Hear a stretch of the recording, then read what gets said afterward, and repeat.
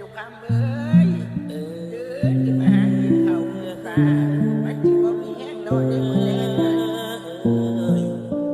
ลูกคำลูกคุณลูกแม่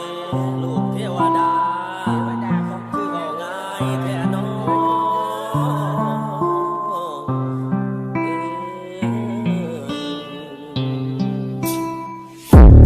ตาของแม่เทวดาของแม่สำราญแท้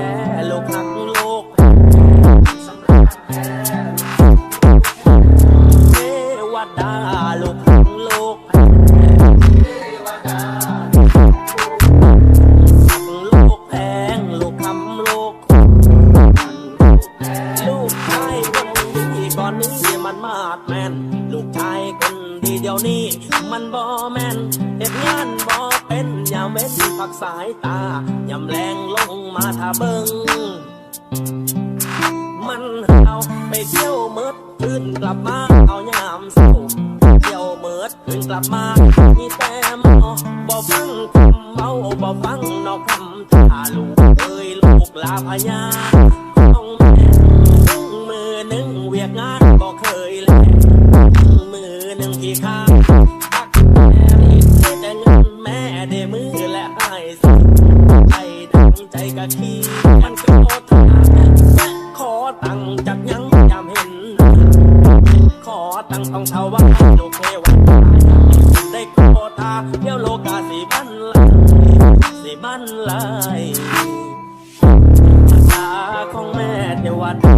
ของแม่สำราญแท้ลูกหักลูก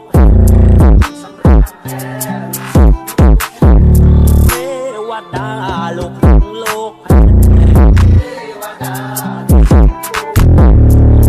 ลูกแพงลูกคำลูก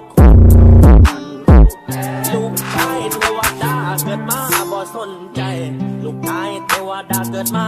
บ่เอาไปแต่งแต่รถมอเตอร์ไซค์เทไปก็เทมาให้แต่บ้านเขาสาไปทั่วมัดบ้านโทรศัพท์คุยสาวแม่เอ้ยเป็นวัน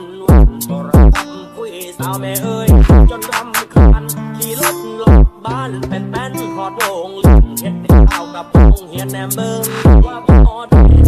งานยามได้มอเตอร์ไซค์กวนงานยามได้ขึ้นตึกเรื่องมันชอบหาเรื่องนาหารหมอลำคอยประจำมันเทมันต้นแม่ว่าเทวดาก็หายสิแม่ว่ารำคาญขอว่าจะยังไงแบกให้บ่วิกแม่